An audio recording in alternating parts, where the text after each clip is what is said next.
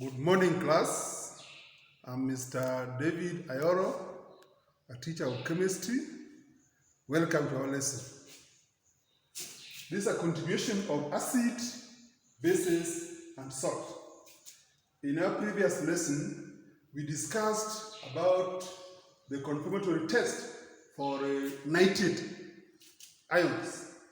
Today, we want to discuss the confirmatory test for chlorides,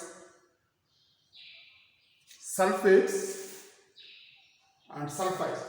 We want to discuss the chloride ions, how you can test it, the sulfate ions, and sulfide ions.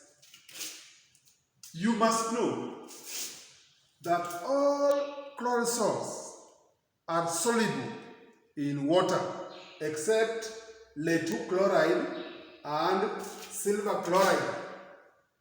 Lead-2 chloride and silver chloride. These two chlorides are not soluble in water. But the difference between lead-2 chloride and silver chloride is that lead-2 chloride is soluble on warming. Lead-2 chloride is soluble on warming. Lead-2 chloride is soluble in hot water, while silver chloride does not dissolve on warming. So you can use any chemical which contains silver ions to test for chloride ions. So the first one, you can add to the test solution being given, add a few drops of silver nitrate.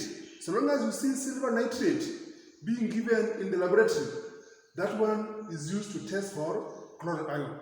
We use silver ion test for chloride ion. So observation. If you get a white precipitate formed, then you infer chloride ion or carbonate ion. Why?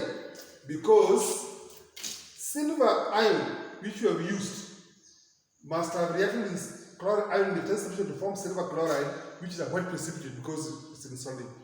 Or silver ion, which you have used, can also react with carbonate ions to form silver carbonate. Silver carbonate is also insoluble and forms white precipitate.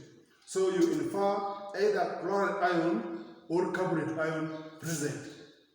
If you don't see any white precipitate formed, you write no white precipitate. You infer chloride ion or carbonate ion absent. So also, you can be told in the procedure that add few drops of silver nitrate followed by dilute nitric acid. Then you get a white precipitate formed which persists. Even if you add the acid, the white precipitate does not dissolve. Then you confirm chloride ions. Why? Because silver chloride, if you add the acid has got no effect on this silver chloride. So you confirm that the chloride ion must have been present there. If you add few drops of silver nitrate followed by dilute nitric acid, and you get a white precipitate which dissolves. After it has dissolved, you have to state the color of the solution form. Dissolves, forming colorless solution. So it forms a white precipitate. The precipitate dissolves, forming colorless solution. These are the marking points. White precipitate, dissolving, forming colorless solution. Then bubbles of colorless gas also produced. Then you confirm the carbonate ions in the solution. Why? Because in the first procedure, if you added silver ion plus the carbonate ion in the solution, you get silver carbonate, which is a white precipitate. Then the white precipitate, carbonate ions are enemies of the acid. The acid is going to decompose the carbonate ion to carbon dioxide and water. So the white precipitate, which was formed initially, must have reacted with the hydrogen ion of the acid, forming silver ion plus carbon dioxide plus water. So this one is a colorless solution because it does not form a precipitate, and the carbon dioxide produced will be seen as bubbles or effervescence of colorless gas. So that is how you confirm you differentiate between chloride ion and carbonate ion. So let us see the confirmatory test for sulfate ions and sulfite ion. You must know that lead 2 sulfate, lead 2 sulfite, calcium sulfate, calcium sulfite, barium sulfate, barium sulfite, lead 2 carbonate, calcium carbonate, and barium carbonate will form white precipitate in water in solution. So we can use the lead 2 ion, calcium ion, barium ion to test for sulfate and sulfite. So in our first procedure, you add a few drops of barium chloride or barium nitrate, lead 2 nitrate, or calcium nitrate, or calcium chloride. This one contains barium, lead, and calcium. You know, barium, lead, and calcium are used to test for sulfate, sulfite, and carbonate. So in the observation, you get a wet precipitate. So the wet precipitate, you infer sulfate ions, sulfite ions, or carbonate ion present, because barium sulfate, barium sulfite, barium carbonate will form white precipitate. If you don't see any precipitate, you write no white precipitate formed. You infer sulfate ions, sulfite ion, carbonate ion absent. Absent. Because if these ions must have been present, they would have formed white precipitate, because their salts are insoluble in water. So in the second scenario, add a few drops of barium chloride, barium nitrate, or lead 2 nitrate, or calcium nitrate, or calcium chloride, followed by any acid, that is hydrochloric acid or nitric 5%. Then in your observation A, you get white precipitate, insoluble in the acid. This one you infer sulfate ions present. Why? Because if this one was the test solution and you add barium ion, it forms barium sulfate, which is a white precipitate. Then if you add the acid, the precipitate persists. It persists because barium sulfate, the sulfate ions cannot be decomposed by the hydrogen ion, so the precipitate persists. Hence, sulfate ion must have been there. Then you confirm the sulfate ion. If in the second observation you get a white precipitate soluble in the acid, so long as it is soluble, you have to state the color of the solution, forming colorless solution.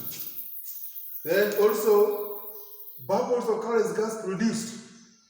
And if you are using litmus paper, it changes blue moist. Litmus paper must be moist, must add water before you use it.